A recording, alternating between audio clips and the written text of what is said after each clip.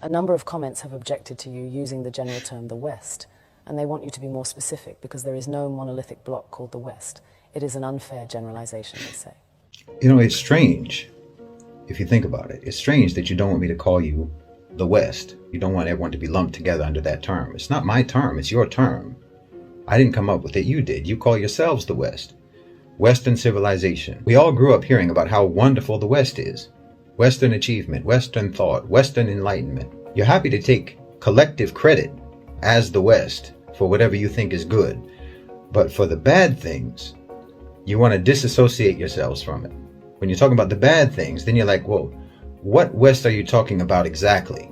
Who do you mean by the West? The way you people tell the story, people like Douglas Murray or Jordan Peterson or Sam Harris or Richard Dawkins or Hitchens, Christopher Hitchens, all these types, you would think that every European on the continent participated in painting the Sistine Chapel. Everyone painting in shifts. All of you collectively invented penicillin, from the telephone to airplanes, from the cotton gin to the microchip. You all did that as one gigantic team effort. We, the West, abolished slavery. We, the West, gave women the right to vote. We, the West, developed modern technology. You like being called the West then, but just bring up just one of your innumerable atrocities, and then everyone starts looking around. Who, me? You must have me mistaken for some other person, some other West. Shaggy, who wasn't me. My forefathers didn't own slaves. My forefathers didn't slaughter the Native Americans. My forefathers were just poor, innocent peasants. I have nothing to do with it. Innocent as can be. You want to take collective credit, but you want to individualize blame. But you'll say that Isaac Newton, for example, is a product of the West. Michelangelo was a product of the West. Mozart was a product of the West. Leonardo da Vinci, Thomas Edison, Steve Jobs, they're all products of the West. But somehow your villains are all bastards. Illegitimate children that you don't want to claim. No. Hitler was your child. King Leopold was your child. Harry Truman was your child. A man who killed more people in a matter of seconds than anyone in the history of the human race. And not to mention every American president after Truman. From the Korean War to Vietnam to the dirty wars in Central and South America to Panama, the first and second wars in Iraq, Somalia, Afghanistan, Libya, Syria, and before Truman. I don't think that the United States has had a single decade in its history when it wasn't slaughtering some people somewhere in the world. These are all products of Western civilization too. But anytime these crimes get brought up, you deny collective responsibility. I mean, if I try to list all of your crimes, I can't even remember them all. But if I try to list just the ones that I can remember, your battery will die before I can even properly get started. I saw a video the other day of Omar Suleiman. And he was asked by some lady, some woman, who asked him, why don't Muslims condemn acts of terror by Muslim criminals? And he was trying to be patient, his style. He was trying to be kind. He was smiling, a very forced smile. And he said, no, Muslims always condemn these things. But why don't you condemn when one of your people murders Muslims in a mosque? And of course he has a point, but also, of course they don't. Of course you don't condemn those things. You've got statues of Winston Churchill, who starved millions of Bengalis and who used poison gas on the Kurds. You not only don't condemn your terrorists, you not only don't try them for war crimes as they should be tried, you re-elect them into office. Not just elect them, re-elect them. And you deny any responsibility for their atrocities. No, if you want to be called the West, when it comes to any positive achievements, then you have to accept being called the West for all the full catalog of inhuman, vicious, genocide, murder, rape, torture, bigotry, exploitation, oppression, assassinations, coups and subjugation, evil and brutality, all that your people have ever committed. That's why I always say Western civilization is a sarcastic term, because you never civilized. And, we made cool stuff is not a defense. Your approach to morality is let's not and say we did. Let's not be moral, but say we are. You think that righteousness is denying the evil you do, not stopping yourselves from doing the evil. As long as you say you don't do it, or you call it something else, then somehow you're not evil when you do evil, as long as you don't admit it. It's upside down world.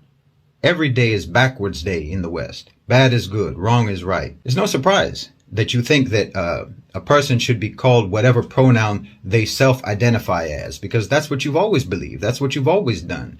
You self-identify as virtuous, as moral, as righteous, freedom-loving, tolerant people, even though you have never been that, and no one in the world sees you as that, but still you insist that that's what we call you. You insist that we deal with you as if that's what you are. You've always believed that the whole world should participate in your self-delusion. So of course you came up with this idea that a man should be called a woman and treated as a woman if he believes that that's what he is, or a woman a man. This isn't new with you. It's always been the way you believed. It's always been the way you functioned in the world.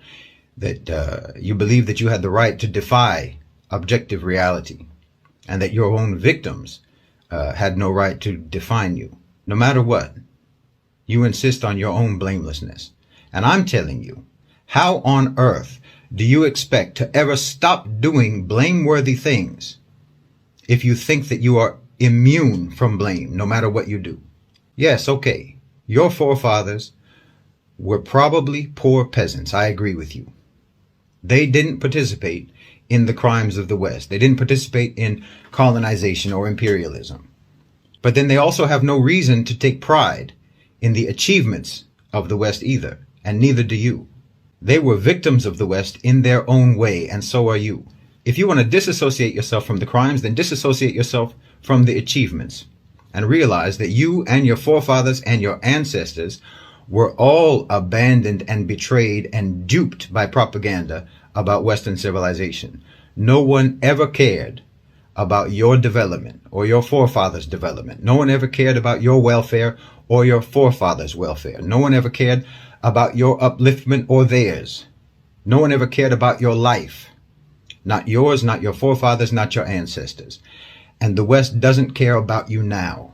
But here you are defending it, like you have no self-esteem, like you have no pride. You and I both know the West doesn't care if you starve to death. They don't care if you get kicked out of your home and live on the streets. If you spend the rest of your life drowning in debt, they don't care. If you fry your brains on drugs, they don't care. And if you decide that life is too hard, they'll help you kill yourself. That's the West. And that's what the West thinks of you.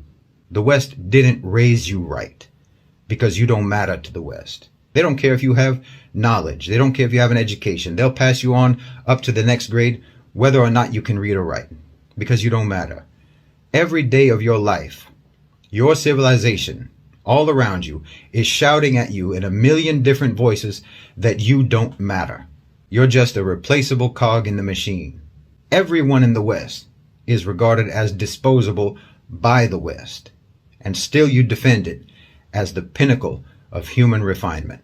You need to break that spell because you're living in a trance of propaganda that's all designed to keep you oblivious to your own humiliation. But then you'll get mad at me for trying to tell you to break that spell, to break that trance. You'll get mad at me because I'm trying to tell you that you need to stop being humiliated. You need to stop aligning yourself with the ones who are humiliating you. You need to stop aligning yourself with the ones that were humiliating your forefathers and that are humiliating you now. And you're going to get mad at me. But you don't disassociate yourself. I'm supposed to disassociate you from them, but you're not. Why should I disassociate you from the West when you don't do it yourself? I'm trying to tell you that you need to break the trance. I'm trying to tell you that you need to break out of the propaganda. You need to break out of the indoctrination. You need to break out of the programming. But you're going to get mad at me for telling you that. And you want to hold on to the programming. You want to hold on to the indoctrination. And then while you're holding on to it, I'm supposed to separate you from the indoctrination that you're holding on to. So how are you supposed to change?